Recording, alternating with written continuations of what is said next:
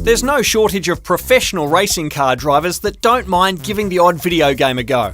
But how many racing video game enthusiasts could handle the real thing? I think it's fantastic for that mental understanding of what it's like to basically drive a car, but in a situation of a computer game. PlayStation 3's Nissan GT Academy is aiming to find out, as this week 16 Australian virtual racers went head-to-head, competing for a single place at an intensive race training program at Silverstone, UK, and possibly a season-long drive in the European GT4 Cup in the real world. So how many of these guys have actually driven a real race car?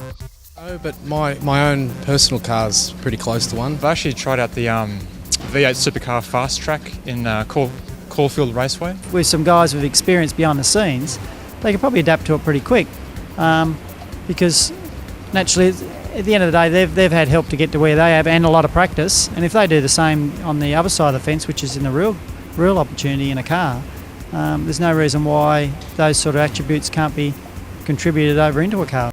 Since the GT Academy time trial went live in December, it's been downloaded by well over 1 million players across more than 18 countries. And, as you might expect, the lap times amongst the finalists were very close. These guys they're essentially splitting hairs. They're that close to each other. I think the entire top 10 or 20 were within 1 second of each other across the whole top 20. So they're literally just fractions, just splitting hairs off their best times. It's amazing how quick these guys are.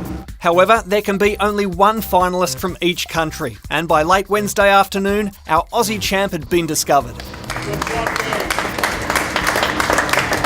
Next, it's off to the UK for a 4-day intensive race training program behind the wheel of a real Nissan 370Z. It's a sports car. I mean, first and foremostly, that's what it does. It's a two-seater sports car, a V6 engine.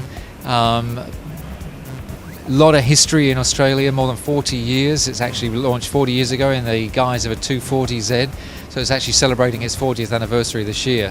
Very, very popular, made its mark in America, became very, very famous in America, and of course Australia joined in the party. It's a great little sports car to have a run around in, and it's got great attributes to it. It's got a nice little change gearbox and nice engine, and got good brakes, and handles really well. So yeah, it's very similar to what's going on in the games, but just in the real thing. This is a big step up. So it's good luck and safe driving in the UK for Dan, and I'll be back next week with more games news here on Big Pond Game Arena.